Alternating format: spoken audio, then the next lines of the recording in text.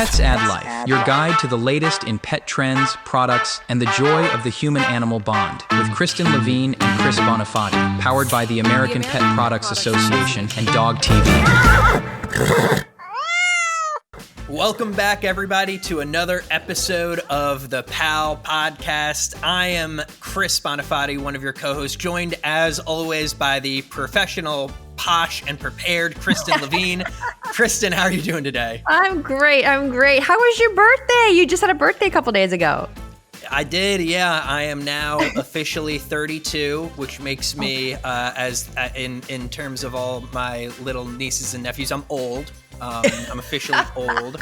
I got to celebrate it in Italy with my beautiful wife, who is still young and full of youthful vigor.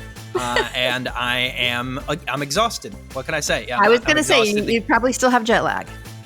I'm jet lagged, I'm tired, but I'm fulfilled at the same time. I feel like whenever you go to Europe, there's sort of like this interesting thing where there's a vacation and there's an adventure. Yeah. Right, where vacations, like, you don't really do anything. It's on a beach, you relax, you drink Mai Tais. And then there's adventures where it's like, let's squeeze, like, we're going to this really cool place, let's squeeze as much as we can out of it. Exactly. We sort of had an in-betweener where we went to Amalfi and Capri and things like that, where it is like vacation-y, but at the same time, it's like, well, who knows if we'll ever even come back here, so we got to really try to see as much as we can. So I am exhausted yet fulfilled. Well, I'm glad that you took a little time to just relax and didn't jam pack every single, day, because that can get very exhausting. And it can be, which is why we used a travel agent, and I highly recommend it for all you millennials and Zoomers out there who don't know what a travel agent is. You call them and they make a vacation for you. They plan everything. It's a beautiful and thing. Then you pay them. They plan the whole thing and you pay them. And then you don't have to plan it yourself. It was spectacular. Truly spectacular. Well, nothing's changed since you came back from Italy. We still do 2 stories, 2 guests, 2 products, and 2 questions from our listeners here on the Pets Add Life podcast. And I'm excited to share my story this week. So well, then let's wait no further. Let's wait no longer, and let's jump right into Storytime. Kristen and Chris present Storytime. Okay, so I just thought this was such a cute, funny story, especially since, we did a live show from Las Vegas a few weeks back, and I came across this story. It said, the headline was, Las Vegas dog returned for napping too much. So this is Duke. Duke is a 4-year-old dog. He was returned to a Las Vegas animal shelter for being too boring. Shortly after they adopted him, they brought him back and just said he lays on the couch all day. He doesn't come to the door to greet us when we come home. So they returned him to the shelter.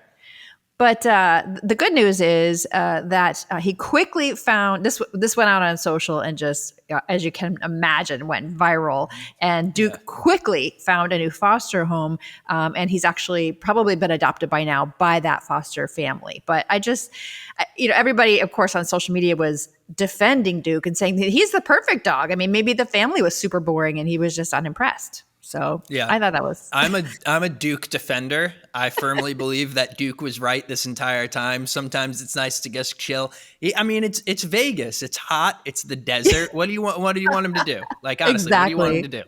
Exactly. Like, if you don't give him a reason to get excited when you come home, what is he's going to jump off the couch and do backflips just because you managed to unlock a door? Big whoop. Exactly.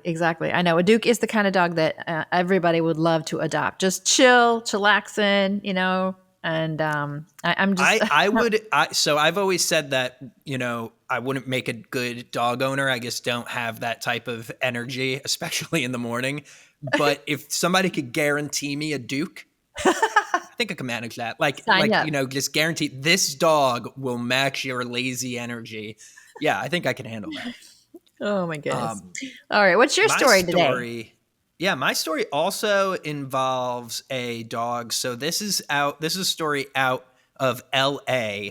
And I don't know if you've ever done hikes in LA County where, it's like mostly dirt and it's still hot. It's like basically desert, but you kind of go up the switchbacks up the hills of Los Angeles. Okay. So this was a 3-mile hike that this group was doing, and they get to the summit, and there is a uncollared, unleashed German Shepherd who has an empty water bowl next to him, was not being very verbal, was not moving, and just seemingly exhausted, dehydrated, and stuck. So this group of hikers, recognizing that this was a sunset hike, they're probably going to be the last people coming up for the day. They tried to, encourage the dog to walk with them. He wouldn't move, but he was like, he was falling apart. He was exhausted. Yeah. So they ended up taking a blanket out of one of their bags and laid the blanket down, got the dog to go in the blanket, and ended up carrying this dog down in like a blanket parachute. Wow. I'll keep this in the show notes because there's obviously a video that goes with this of the group carrying the dog down. The dog was brought to the vet, ended up being fine, just exhausted, hadn't slept, dehydrated. You know how German Shepherds could be with the hypervigilance. Sure. And all that fur. Ended up being fine, brought to a non-kill shelter. And the group, this is as of the time this story was written, the group was trying to decide if somebody within the group wanted to adopt the German Shepherd, who is still unnamed, but there's a picture of him back in his new foster home. So he did end up at a foster home. There's a picture of him in his new foster home, all nice and relaxed on a big warm blanket with a bone. So it's a happy story, but great on these people for being innovative and not letting this dog stay up on that mountain on their own. Yep. Finding a way to get him down to safety. That's a good story. But you gotta wonder you gotta wonder how he ended up there by himself with no collar, no leash. Like, isn't anybody looking for him? To me, it reads like he was abandoned up there. Yeah. Somebody brought him up the mountain and left him there on purpose, which is awful. But it's good to know that he is now in a home where he is very much so wanted. Wonderful.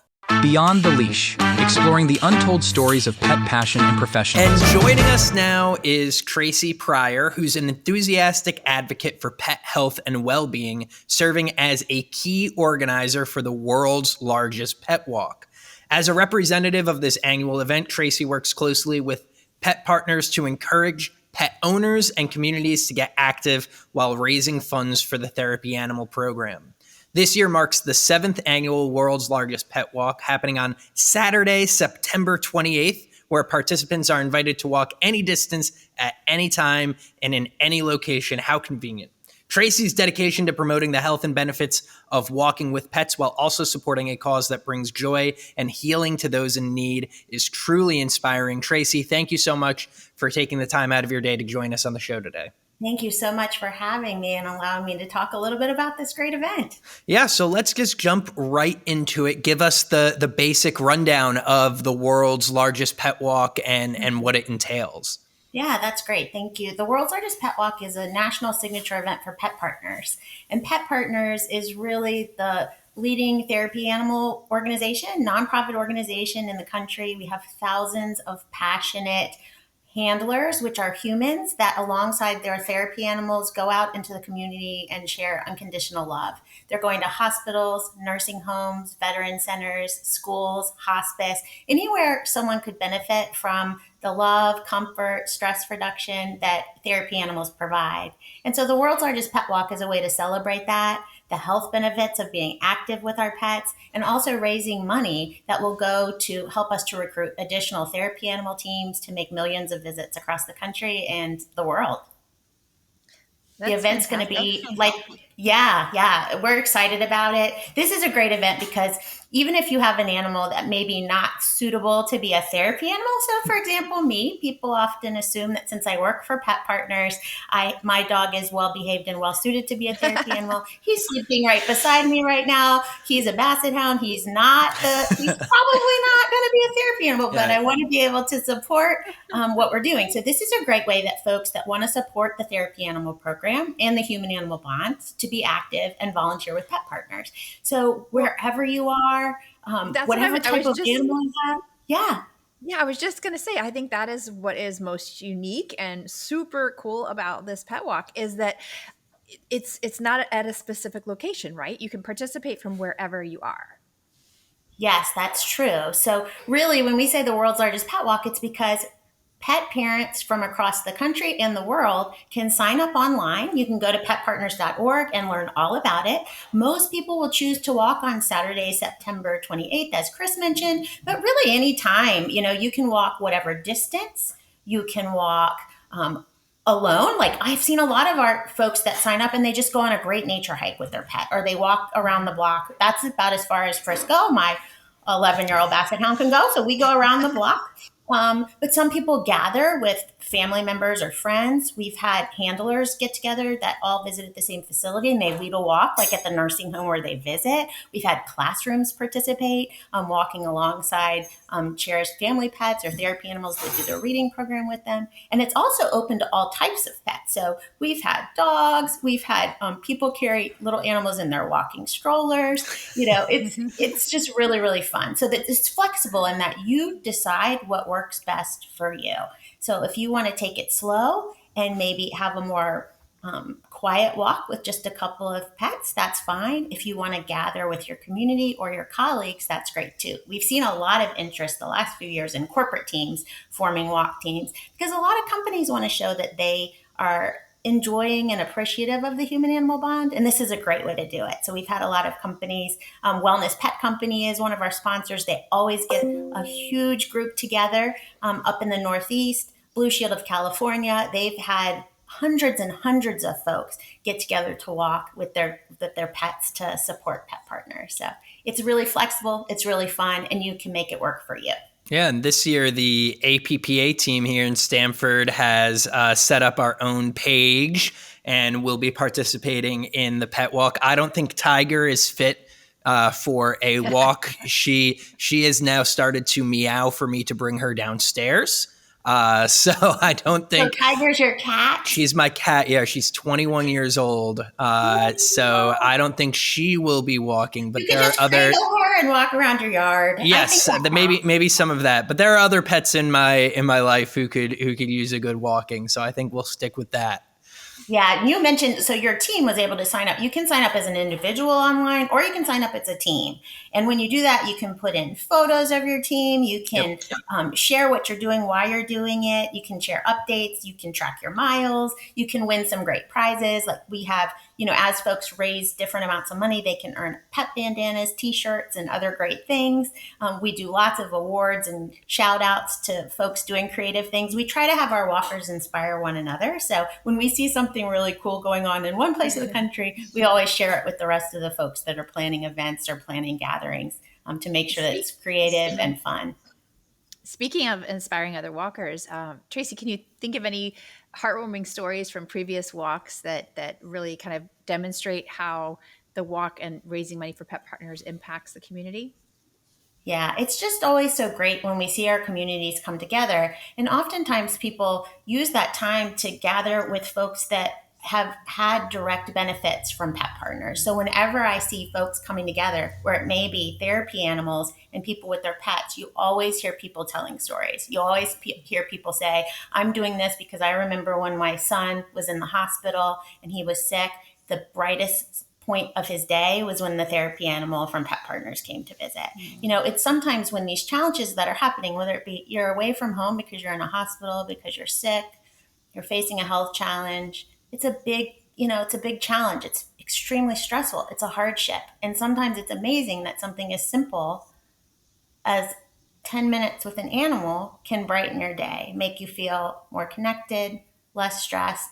So our handlers understand that. They can't fix everything, but they can certainly brighten someone's day and bring a little joy, not just to the patients, but to their families and to the staff there. So I'd say the most powerful thing is when you just hear the natural conversations of gratitude that happen when folks get together. They're sharing stories of the ways that their own lives have been impacted by therapy animals in their community. But also it's just great to see people out there being active and healthy with their pets. We all know that there are so many health benefits to walking with our pets, and we walk more because we have pets. And so this is a day to also raise awareness of that, to just say, get out there and walk, be active.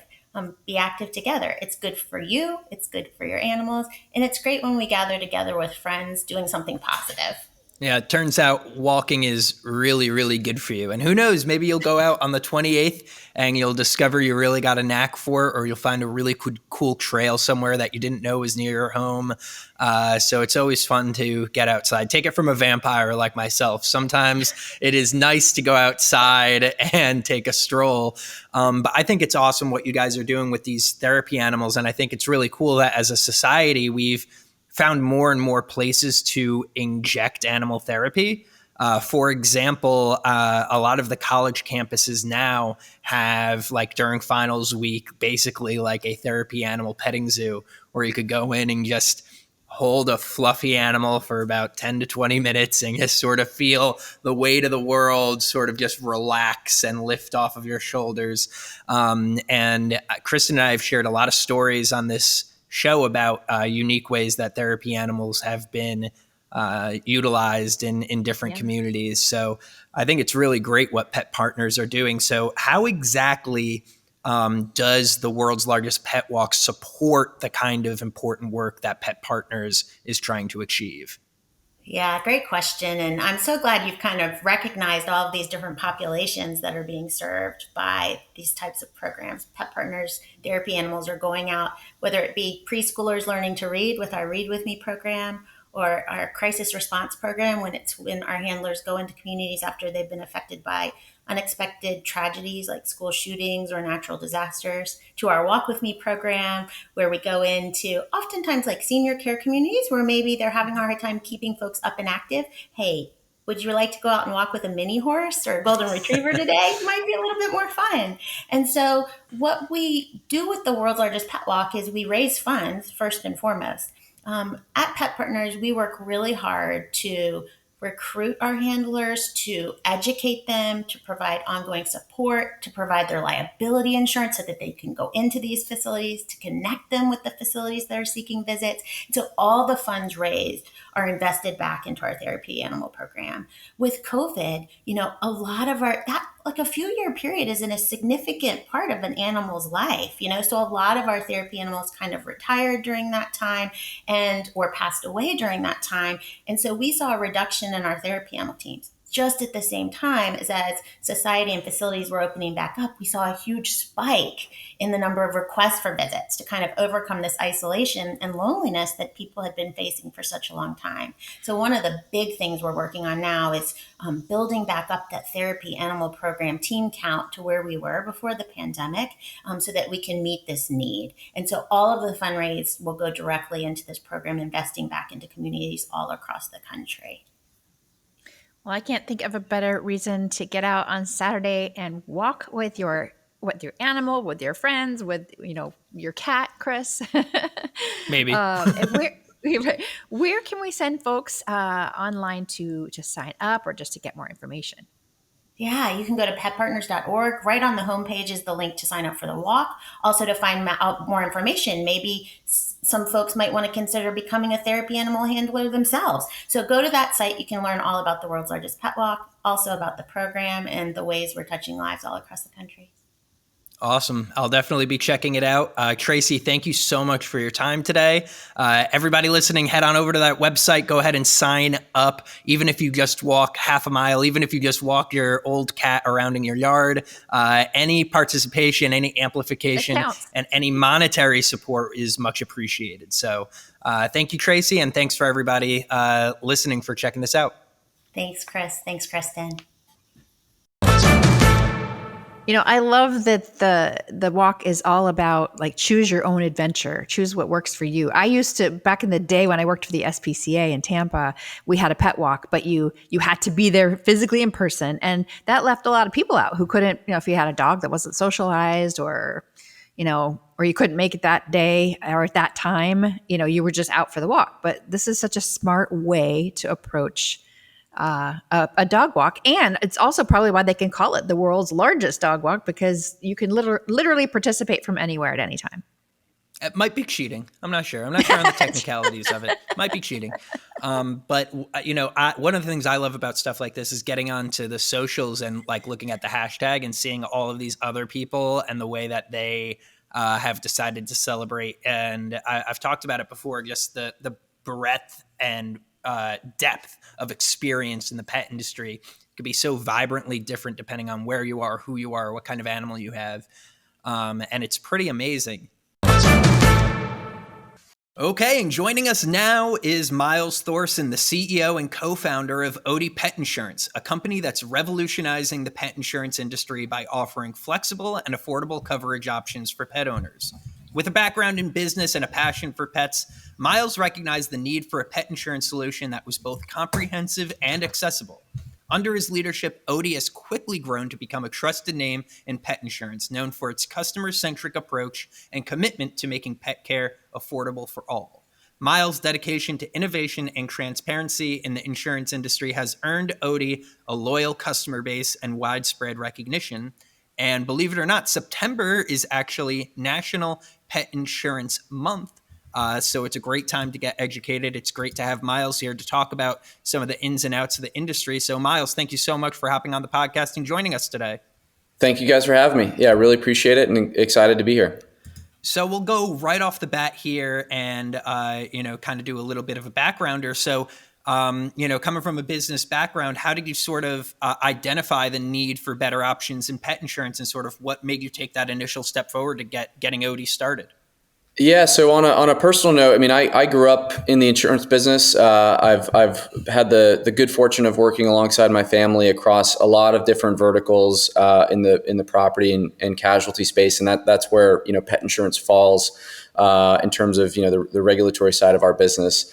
And a pretty extensive background in identifying underserved markets or niches of our industry where we feel that there's improvements to be had, whether that's better underwriting or better distribution or a combination of the two. And my wife and I, we were looking at pet insurance for our own two dogs a number of years ago. As they were kind of getting into that middle-aged group of pet age, and we just felt that we were a little underwhelmed with what was in the market. And then we started just taking a very curious approach to hey, what else is out there? Why are there such limited options here in the U.S. When the pet humanization trend is exploding? Why is the insurance side of this of pet ownership so far behind? And so really just started to understand that hey, there's some missed opportunities here in terms of how folks are going about pricing their coverage, how they're going about determining, what is the most competitive coverage and what the consumers are really looking for and what really is value proposition.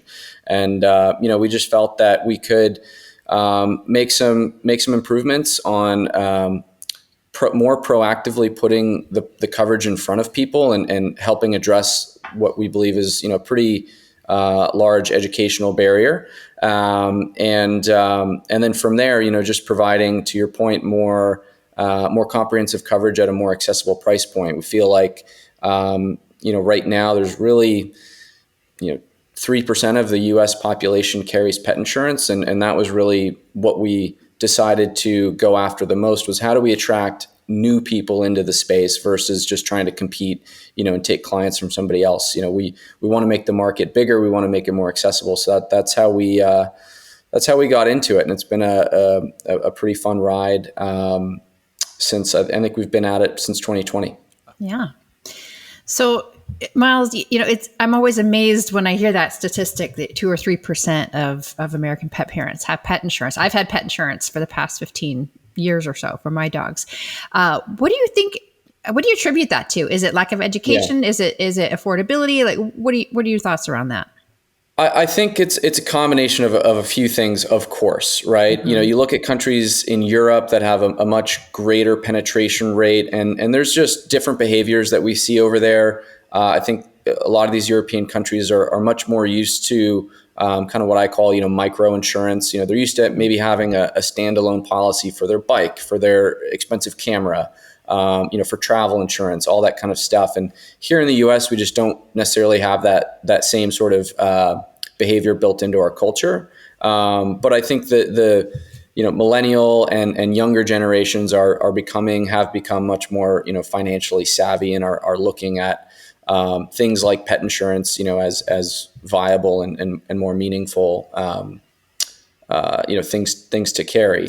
But really, what we see, I think, as if I had to just pick one, I'd say that the distribution of pet insurance historically in the U.S. has, by large in part, been through vet offices. And I think the problem with that, while vets are in a great position to provide education, and obviously there's that immediate use case, right, or potential pain point when someone's in the vet office to consider pet insurance as a viable product. Unfortunately, if they're in the vet office experiencing an actual health event and they buy pet insurance after the fact, that condition or that visit is not going to be covered because most, if not all, pet insurance policies here in the U.S. Exclude what we call pre-existing conditions, and so I think the distribution of the product almost by definition minimizes the value proposition when somebody goes home after a vet visit, buys a plan, and then realizes, oh, what I thought I was going to get coverage for is actually not going to be covered. Mm-hmm. So the education needs to happen much sooner in the lifespan of the pet owner and the pet themselves. And so finding alternative distribution and addressing that educational barrier before they're in the vet office is really, I think, the crux of the matter. Like we're doing right now. Yeah, that's right. Like we're doing right now. And obviously, vet care costs are skyrocketing. I mean, the cost of living is just skyrocketing. Yeah. So this is a topic that's more applicable than it's ever been. Specifically, how have you gone about addressing that rising cost while still making sure that the insurance is a valuable opportunity to the consumer? Yeah, I think, again, there's a number of things, but, the way our coverage and pricing works is everything's very modular, very flexible. So instead of sort of pushing a one size fits all, top tier plan with unlimited annual limits and no deductible and, always inclusive of certain coverages, but always exclusive of other coverages, we wanted to bring a much more flexible option to the table and really allow people to that are a bit more budget conscious, or maybe they're younger, their pets are younger, they don't need all these bells and whistles, but they still need just core primary sort of basic coverage. We wanted to lower that barrier to entry and allow them to pick and choose coverage that fits not only their pet's needs but also their own financial needs.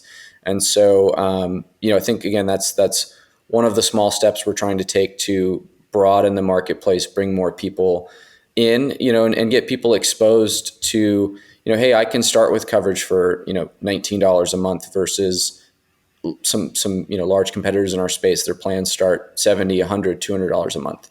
And if you're 25 years old, first job and living in New York City, where I'm sitting right now, and you adopt a pet, you're probably not going to pay $150 a month for pet insurance. You're just going to go without coverage altogether. And that's the exact, opposite effect of what we're looking for. Yeah. One of my, I've been advocating for pet insurance for a long time. And one of the things I like to point out to people is that it really affords you the opportunity to be able to provide the very best care for your pet if your pet should become sick or injured, and you will no longer have to make decisions about your pet's healthcare based upon your pocketbook. I mean, that's just, to me, that's like the biggest benefit. And, so I'm preaching to the choir here, but I mean, you nailed it. I mean, in my opinion, this, pet insurance is really, it should just become like part of pet ownership. You don't drive a car without proper coverage. You don't, rent an apartment or buy a house without coverage, because, with inflation and cost of vet care going up, and even more and more medical innovation that's occurring, right? We can extend the lives of our pets, and we have pretty amazing, healthcare capabilities, but, sometimes there's a big financial, burden to that. So just removing that question mark, and I get this question all the time. Well, I can afford an $8,000 bill. What's the big deal? Well, even if you can, like, why would you want to, right? Why take even on that emotional stress, that emotional burden of having to call your family and say, hey, is this something we should do in terms of, providing Sure. the care that your pet needs or not? And so we have seen that play out quite a bit with folks that otherwise, could afford a pretty extensive vet bill, but they're like, it was just so comforting knowing we could just focus on our pet and not have to even think about it.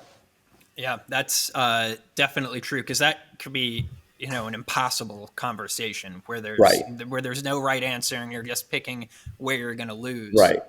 That's right. So, we've got some listeners out there, obviously, with that statistic, 3% owning pet insurance. We've obviously got some listeners out there who don't have pet insurance and maybe wondering where to get started. I mean, me as like a clueless millennial, I get my like car and condo insurance through a broker, but that's not really an option. There's really no person I could call and just say, hey, break it down for me. What are my options? So where would you recommend somebody start if they want to learn more, kind of learn about the industry and see what kind of options are out there and work it into their budget? Yeah, I mean, historically, I've talked about the distribution to the vets, and then of course there's been a large push of online presence with a lot of pet insurance providers. So there's a lot of information out there online. There really is. There's amazing blog posts that sort of have a very objective viewpoint on coverage and different providers and things like that. And oftentimes those do make recommendations and provide, click-throughs to certain brands. There's online aggregators that kind of, you can get, 10 quotes at one time, or you can just kind of, go through consumer referrals and end up with the brand and, get quotes yourself. Odie is a bit different. We certainly have our direct-to-consumer presence. However, most of what we've done to date is actually embed our quoting, capabilities and policy purchasing capabilities into other insurance experiences or other pet care experiences. And we believe that really, again, proactively puts the product and some education in front of people. So if you're buying renter's insurance through one of our partners and you check, on your rental application that you do have a pet, we can actually absorb that information and then proactively recommend, our pet insurance plans to those consumers. And we do see a large conversion rate, which is great, I think, because people are, through those partnership scenarios, they're in an insurance mindset. Right. Or employee benefits is another big vertical that we focus on. So there's a myriad ways. Again, we are trying to put it in front of people so that they don't have to decide one night, okay, I'm going to sit down and find pet insurance. We want to make it, convenient and make it more top of mind when they're making other financial decisions. That's really smart. So it's kind of like bundling that decision with other insurance decisions. Yeah. That's and really let's smart. say, I think when I was doing some research into pet insurance, it's actually funny. My little brother just adopted a cat and he asked for some advice, and me being me, I sent him back a dissertation. And then his follow-up question was, well, what about insurance? And I'm like, crap, I don't know. So I did some research and I was actually shocked at how affordable pet insurance can be.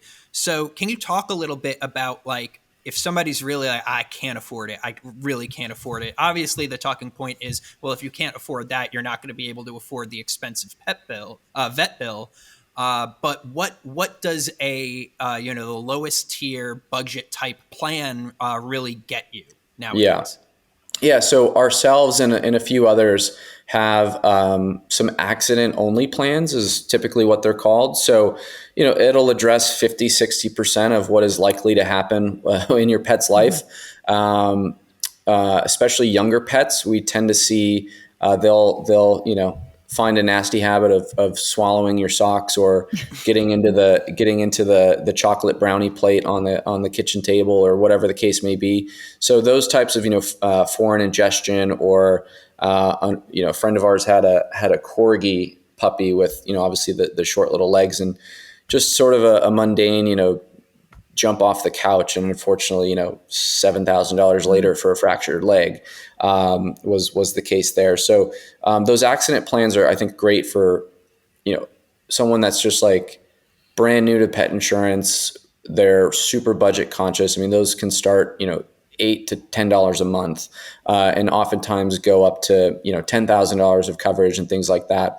And then we also have, and again, other folks do as well, wellness plans or routine care plans. So basically prepaying for a schedule of values that, for things that are going to come up in that year in your pet's life. So, just annual checkups, vaccinations, blood work, flea and tick and heartworm medications and things like that. So I think sort of a combination of a accident plan and a wellness plan or routine care plan is a really phenomenal starting point, and that should keep your monthly rate in the $20 ballpark, right? Yeah.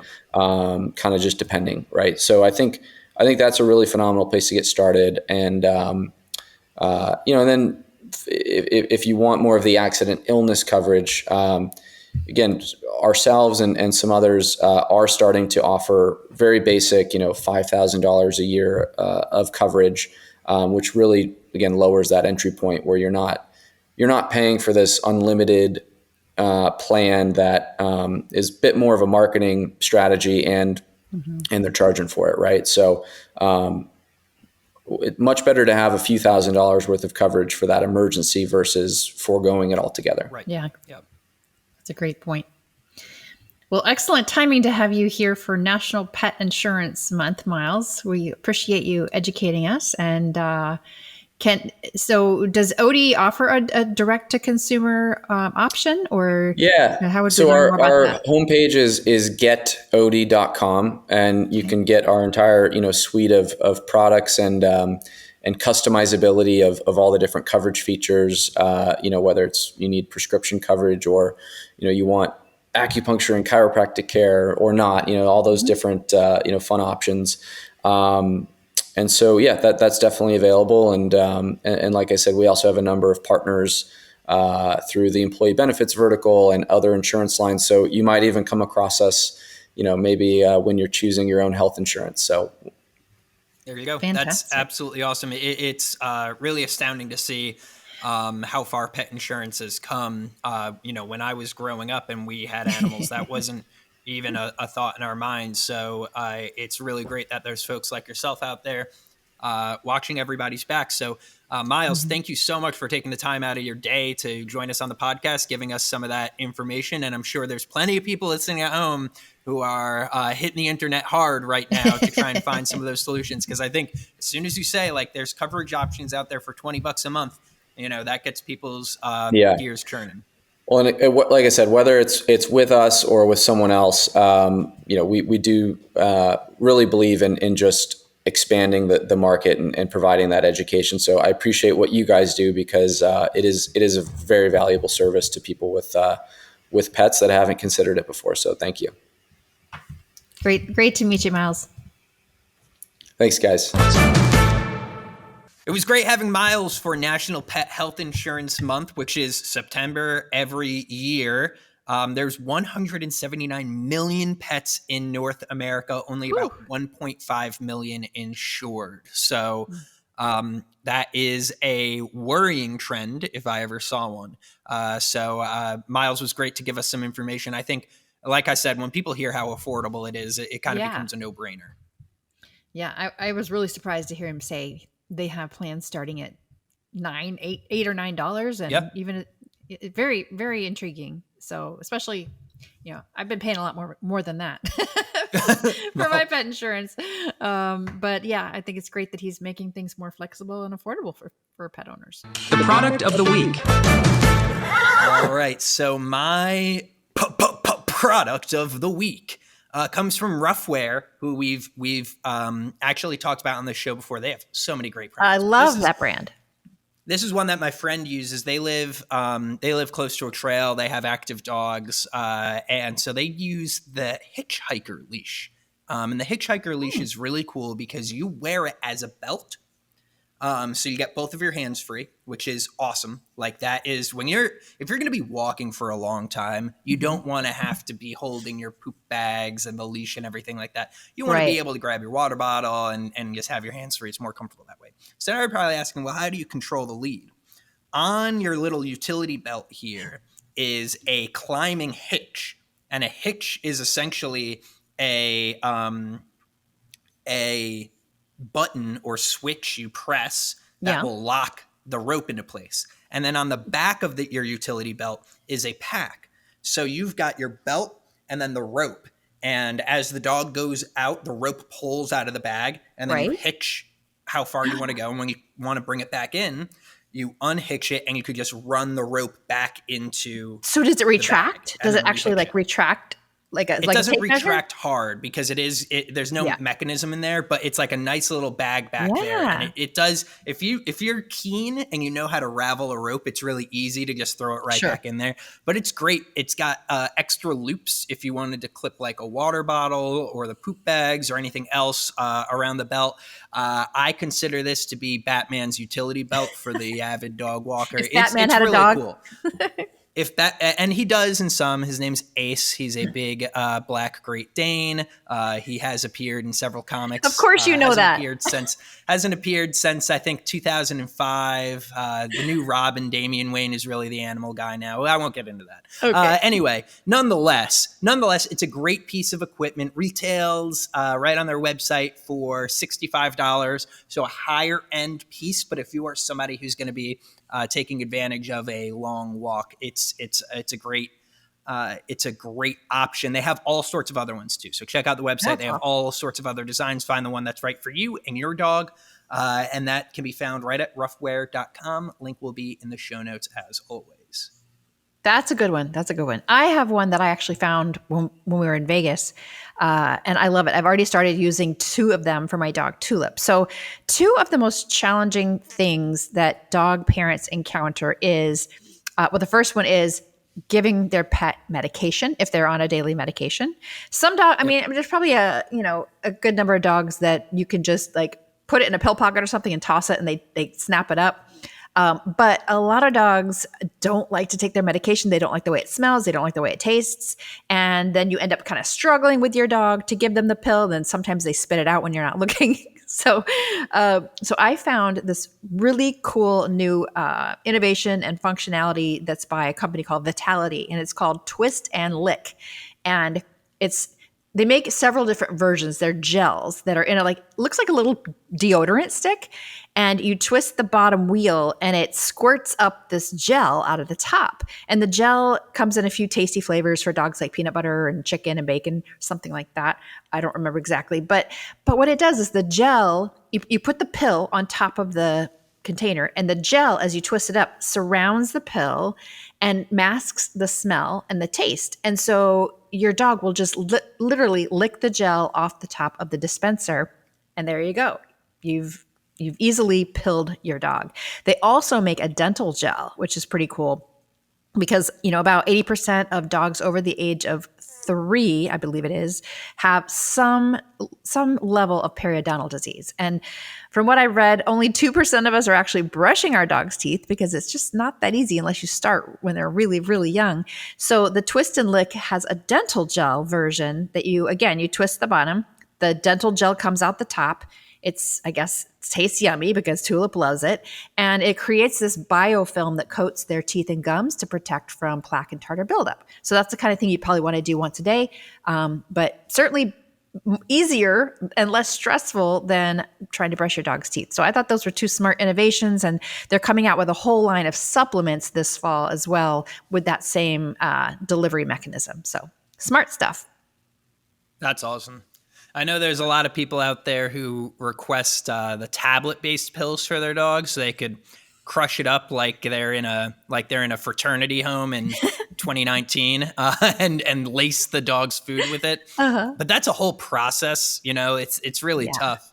It's really tough to get an animal to take medication. So anything out there that makes it more straightforward and easy, it's good for you. It's good for the animal because you're giving them that medicine because they need it, not Exactly. because it's fun for you. So anything like that. And I love the idea of taking care of the teeth. I mean, there's a lot of products out there to help take care of your animal's teeth, but not a lot of people realize that that's something that is more of a need than a want. You really Right. should be doing something for it. Right. And there are So, enough, that's great there's stuff. enough variety of dental care products out there that you can find something that will work for your dog or your cat.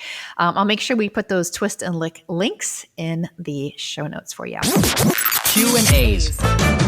All right, Kristen, it's time for our favorite segment of the show. That's right. We're going to answer 2 questions from you all today. And if you would like your question answered on the PAL podcast, you could go right on over to petsaddlife.org/podcast. Scroll on down to the bottom of the page, type your question out. Or if you're feeling as brave as Kristen was when she held the snake during the live show, you could submit a voice memo and your question will be played live on this show.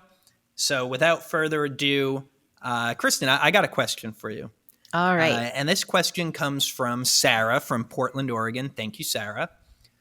My dog has developed a habit of digging up our yard, especially in the flower beds. What are some effective ways to redirect this behavior and keep my garden intact? Great question. It is a great question. And I used to have a digger, so I can completely relate to the frustration of having a dog that digs where you don't want them to, or, digs at all. So there are a few different reasons why your dog may be digging, Sarah. Either he's looking for attention, he's burning off excess energy, or maybe he just thinks it's a lot of fun. Some people will even say that, dogs will dig to get to the cooler earth underneath. So that's also a possibility. So there's a few different things you can do. You can, and this is actually what we did for our dog Oreo, when she would literally dig holes so deep that you would only see her butt sticking out of the ground when you walked outside. That's how deep these holes were. So rather than try to stop her from digging it completely, we created a digging area where we were okay with her digging, specific spot where, you can even encourage the digging by burying a toy or something like that. But if you are if your goal is to get the dog to stop digging completely, I would say make sure that he or she is getting enough mental exercise and physical exercise. It could be that he's just not, he's, like I said, he's burning off excess energy. So maybe add an extra walk during the day, or maybe he can go to a doggy daycare 1 day a week or 2 days a week. Another thing you can do is, sorry about that. Supervise him, keep a closer eye on him, and redirect the behavior. If you see he starts to dig, you can, offer him one of his favorite chew toys or start a game of fetch. Of course, that requires you to be paying close attention. And then you can also block areas. If you don't like where he's digging, you could certainly put up some kind of barrier. I don't know how big this dog is, so, it's going to depend on how much effort you're willing to put into erecting some kind of structure to prevent him from digging if he's larger. And then, of course, you could just provide alternative activities for him, maybe not letting him outside in the yard when you can't supervise him, and get him some enrichment toys, some long-lasting chew toys, that sort of thing. And then finally, I have to always end with, consider if it's anxiety or stress that he's, that's causing the digging. So you might need to talk to your veterinarian if none of these other tips solve the problem. So good luck there with Digger Dog. Yes, best of luck to you. It can be tough behavior to redirect, but those are some great words of advice there, Kristen. Thanks. And now we have a cat question for you, Chris. So this cat one comes question in for Chris. Our cat guy, resident cat guy. This one's from Robert in San Antonio, Texas. He says, I've noticed my older cat drinking and urinating a lot more than usual. Could this be a sign of a serious health issue? And what should I ask my vet to check on during our next visit? Yeah, this is a great question. What I say with older cats is by the time they're old, past 7, they are pure creatures of habit. They're going to start doing the same thing every single day. They're going to want to eat at the same time. They're going to go to the bathroom at the same time. They're going to drink water at the same time. If they still play, they're going to play at the same time. They're going to scratch your furniture at the same time. So any change in their usual routine is them subconsciously communicating that something's wrong. So I've seen questions about, my cat suddenly stopped using the litter box. They're associating the litter box with something negative now, so they made a change. What's wrong with it? If your cat is drinking and urinating more than they usually do, something has changed, and frankly, it's not going to be good. That's a quick vet visit. It's likely either their kidneys or diabetes. That said, our Maine Coon growing up, Gizmo, went into renal failure 4 times over the course of 6 years before he died. Wow. So it's not always terminal. It can be managed with medication, and you may just have to change some of their dietary habits. You may have to switch to a higher quality food with less corn. You may have to switch from dry to wet food. There's going to be some strategies, but this is a 100% every single time for anybody listening out there. This is a 100%. Don't ask Chris. Go to your vet. Go to your vet now. Don't wait till the next visit. I saw in the question, you say, on my next visit. Don't wait. Call the vet. Say, I think it's an emergency. I've noticed a change in behavior specifically around those 2 things. And the vet's going to know, yeah, bring them in. Let's have a look. The sooner that stuff gets detected, the more effective the treatment will be. So don't ask me. You did, and I'm glad you did. But go ask your vet too. Yeah, I seriously, yeah, don't put it off for sure. Yep. These things can exacerbate quickly, and the sooner you get your cat help, the sooner you're on your road to recovery. All right. Well, Kristen, another Tuesday in the books. That's right. Another podcast episode wrapped up. Yeah, that one was pretty good. It was pretty good, especially considering world traveler Chris just got back and still has jet lag. I think you did a good job. It's absolutely incredible how we kept this podcast going despite busy travel schedules across the board. I'm not going to let you folks in on the secret. What we do is spectacular, cannot be copied, cannot be, you can't find anybody else doing it like we're doing. Never been done before. We go around the world. All 3 of us. Here's a secret I'll share with you. There's a 3rd guy behind the camera named Ron. He is without him, none of this happens. He goes around the world too. He's got a whole family that he brings places, and we still bring this show to you every Tuesday without fail. So it's unmatched dedication, Tuesday, really. It's truly unmatched. Next Tuesday, we're going to have another show for you. I can't wait. So until then, be kind to yourself, be kind to your pets, and we'll see you next Tuesday. Bye-bye.